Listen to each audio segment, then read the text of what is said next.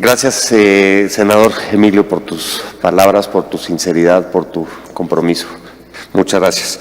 Cedo la palabra a María José Olvera, fundadora de Crea tu Mundo AC, para platicarnos una nueva era para las personas dentro del espectro autista.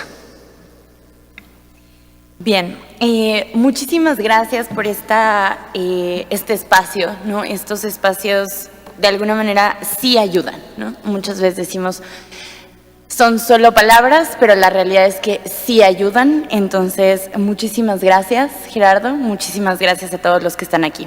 Bien, mi nombre es María José Olvera y junto con mi socia Alejandra Iturbe, que está ahí sentada, dirigimos el Centro Terapéutico Integral Crea tu Mundo Autismo al sur de la Ciudad de México.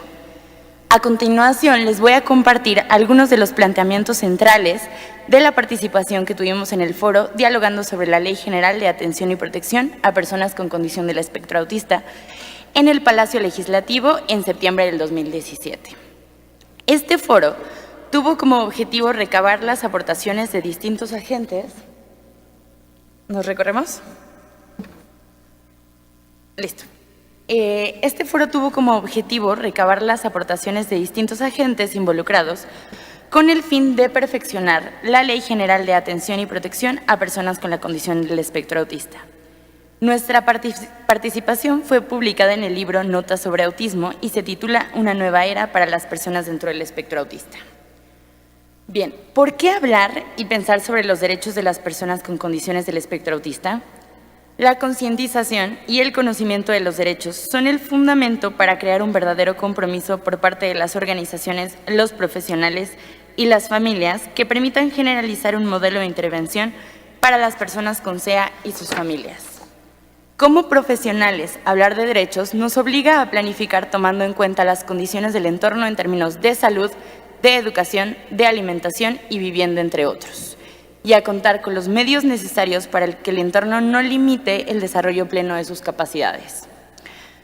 Una de las principales razones por la cual es necesario hablar de derechos es que desafortunadamente no resulta redundante, ¿no? Ale y yo cuando analizábamos la ley nos dábamos cuenta que era de alguna forma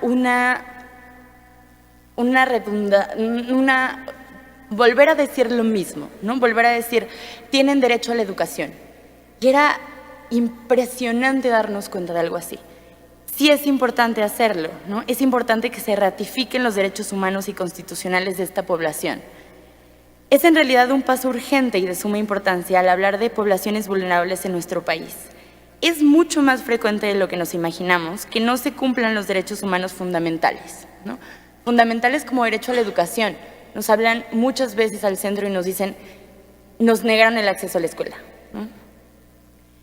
El derecho a la educación, una vida digna y el acceso al ocio y a la recreación. Como centro terapéutico promovemos el servicio basado en una concepción integral de la persona que responde a las necesidades del individuo y a sus familias tomando en cuenta su realidad inmediata. Es decir, consideramos como elementos fundamentales de una buena calidad de vida la satisfacción plena de sus derechos. Me van a oír hablar mucho de calidad de vida, ¿no? Es uno de los ejes que intentamos meter a toda costa, ¿no? Que intentamos en cada una de las ponencias que tenemos hablar sobre calidad de vida, ¿no? De repente es difícil pensar calidad de vida, para personas que no tienen ninguna condición, ¿no? Ahora, para personas que tienen una condición, necesitamos de todas formas ponerlo sobre la mesa. Calidad de vida tiene que ver con un concepto que nos gusta mucho, que es autodeterminación, ¿no? La autodeterminación nos parece importante, ya que es un concepto que resalta la capacidad del individuo para convertirse en el agente causal de su propia vida. Consideramos de suma importancia en este proceso legislativo tomar en cuenta la perspectiva de las personas dentro del espectro y sus familias. El que estemos aquí reunidos implica un paso enorme. El que dentro de esta ley se hable de autismo como una condición y no como una enfermedad, implica un gran avance. El que se plantea la discapacidad como resultado de barreras socioculturales susceptibles de transformación y se abandone la palabra déficit y se hable de habilidades y potencialidades es un gran logro. Sin embargo, aún hay mucho por hacer. Queda claro que esta ley aún es perfectible. Y tan solo es el primero de muchos pasos para impactar en la calidad de vida de las personas con autismo. aún es necesario hablar más a fondo sobre aspectos como la falta de cobertura de servicios públicos y la dificultad para costear los servicios privados. No se ha hablado aún, por ejemplo, del rol del auxiliar académico, como le llamamos sombras o monitores, ¿no? Este rol es fundamental y no se toca. Resulta urgente dignificar la labor de estas personas para hacer valer la educación inclusiva en un entorno regular. Ahora bien, ¿cuál es la propuesta? Después de analizar lo contenido en esta ley, podemos concluir en primer lugar que es necesario enfatizar los derechos que tienen las personas con autismo, aunque parezca un acto redundante.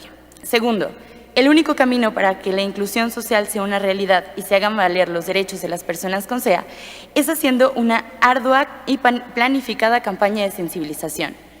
Y tercero, es importante llevar a la práctica lo planeado en dicha ley a través de un grupo multidisciplinario que vea por la mejora de las condiciones del espectro autista.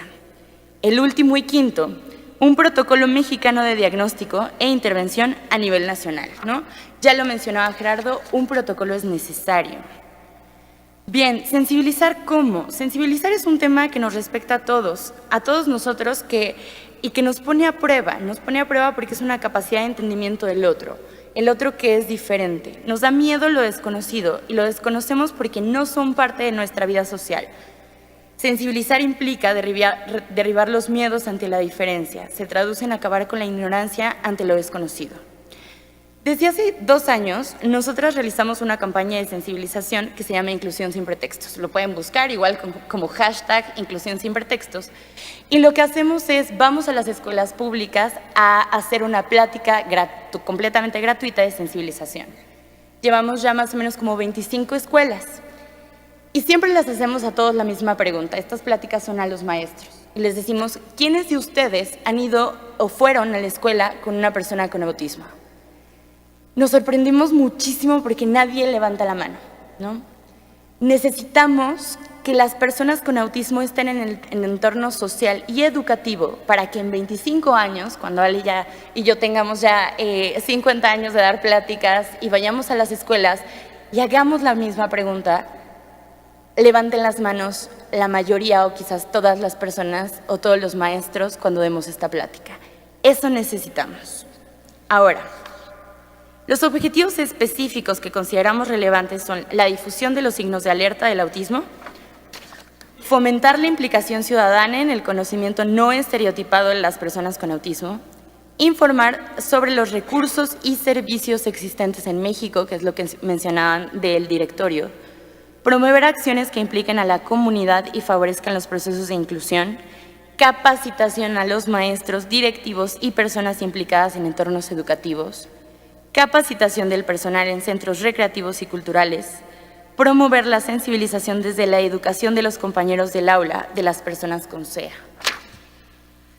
Bien, ahora, para lograr un cambio que lleve a la satisfacción de los derechos de un sector de la comunidad aún tan desconocido para muchos, la transformación debe darse desde 3 ámbitos. El primero de ellos, y nos tiene aquí reunidos, es la creación de políticas públicas. En segundo lugar, es que la creación de esas políticas públicas tengan un efecto observable en las prácticas a nivel institucional, ya sea de carácter público y o privado. Y por último, el impacto cultural, social, como consecuencia de los 2 anteriores.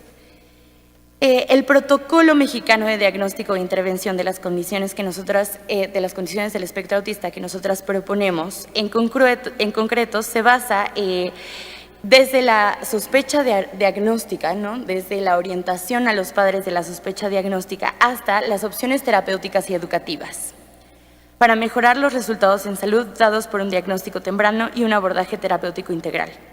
Adicionalmente, este protocolo pretende proponer una estructura de la ruta de atención integral para las personas con diagnóstico de SEA, así como proveer a los maestros de un material que contenga información rápida y veraz sobre las características más significativas del alumnado con SEA, así como algunas estrategias eficaces para dar una atención educativa de calidad a estos alumnos en las escuelas. Para la realización de un protocolo es de suma importancia que se considere la gran variedad de formas de intervención existente actualmente, excluyendo, y voy a ser muy enfática, en aquellas que no cumplan con los requisitos básicos de calidad o que puedan resultar nocivas o peligrosas. Es sorprendente ver que todavía hay terapias nocivas y peligrosas allá afuera. Dentro del protocolo es necesario crear una guía práctica para los padres o tutores, ya que en muchas ocasiones las familias no saben a dónde acudir, cuáles son los derechos de la persona con autismo o cómo debieran comenzar con la intervención. La creación de este protocolo de intervención implica en su realización un verdadero trabajo interdisciplinario que impactará de manera inmediata en la vida de las personas con autismo. A su vez, la divulgación de este material tendrá un efecto sensibilizador que coadyuvará en el proceso. Algunas sugerencias que nosotras damos sobre el contenido de este protocolo son guía práctica para los padres, guía para servidores públicos, guía para docentes, breve descripción de las diversas formas de intervención, un manual de urgencias hospitalarias, manual de buenas prácticas de terapias e intervenciones, criterios sobre cómo elegir el centro educativo regular especializado, perfil del profesional que trabaja con SEA y, por último, una herramienta de evaluación sobre los servicios existentes que atienden a las personas con SEA. Necesitamos puentes que nos unan, que unan a las personas con autismo con la comunidad, que nos ayuden a crecer juntos de la mano. Los pilares de estos puentes son dos. Por un lado está el conocimiento ajustado, realista y comprensivo del autismo. Y por otro lado, acciones prácticas y protocolos o programas de actuación que sienten las bases. El uno depende del otro y si uno falla, el puente se cae. Quiero cerrar diciendo que en esta participación hemos puesto sobre la mesa la importancia de ratificar los derechos de las personas con autismo. Se ha planteado la posibilidad de realizar una campaña de sensibilización a nivel nacional. Algo que hemos platicado mucho es que tendría un poco más de impacto si Iluminemos de Azul tuviera más recursos, ¿no? Si se pudieran hacer más cosas. De repente Ali y yo nos encontramos con cosas por hacer y de repente se hacen listas gigantes en torno a estos temas, ¿no? ¿Por dónde tenemos que empezar? Por ratificar sus derechos, por crear protocolos y por ampliar la sensibilización. Muchísimas gracias.